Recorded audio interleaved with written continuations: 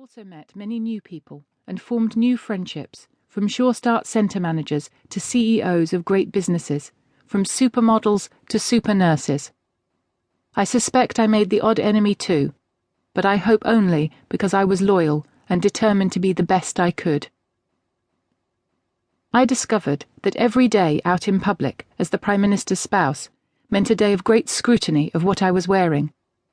This could become a chore, but I was delighted to wear clothes and accessories from some of Britain's established and emerging designers.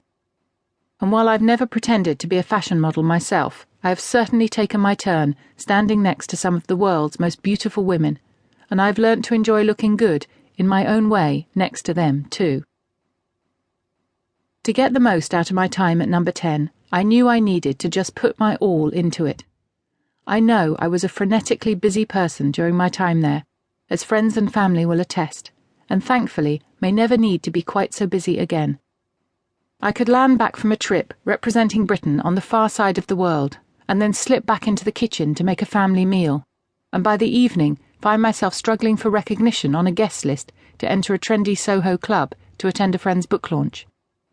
I could step out of our flat some mornings to meet a visiting president or a Hollywood movie star, and then within hours be on the school run, chatting to other mums and dads in the playground about after-school clubs and the end-of-term play. Our own children were kept well away from the forefront of our public life, but in attending local schools were still able to experience many memorable moments. Without intruding on their own privacy, I have attempted to share what our family life was like when one floor below great matters of state were being discussed and international crises resolved.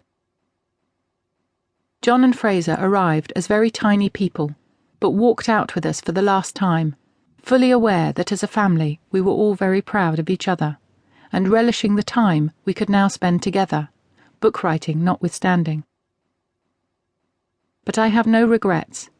I take a great deal of pride in our many achievements, and can't wait to share the story of one of the most daunting and exciting times of my life. Here is my version of what life is like from the inside. Chapter 1. Taking Office. 2007. Wednesday, 27th of June. Gordon and I are standing in his office in the Treasury building, where he has served as Chancellor of the Exchequer for the past 10 years. 3 days ago, he was voted the leader of the Labour Party and is now about to go to Buckingham Palace to take up the office of Prime Minister. I'm at his side, preparing to forge my own path as the consort. To me, this means keeping up our ordinary family life while embracing whatever official duties and charity engagements come my way. The Permanent Secretary, Sir Nick Macpherson, and key members of the civil service team, like his Principal Private Secretary James Bowler, are on hand to see us out. They handle everything very calmly and efficiently, but there is a frisson in the air. The political team are all there to say goodbye as well, and then dash off as they too make the move to 10 Downing Street today. Everything's happening very quickly. I watch Gordon sign some last-minute documents, including outgoing Prime Minister Tony Blair's resignation letter as MP.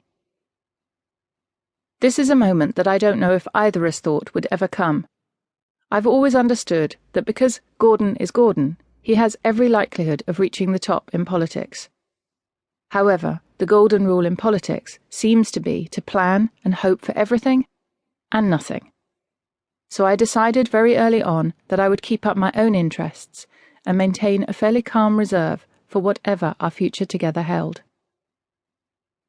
Gordon has been at the very centre of the past decade of government, at the heart of the Labour Party, and part of a small, highly visible team who had seen the Labour Party through its change and modernisation, through its journey to become the party of both fairness and prosperity, of wealth creation and social justice. His focus has always been on what he could achieve through his work, not always smoothly, not always making it easy for himself, but unquestionably focused on making the world a better place, especially for the poorest and most vulnerable in our society.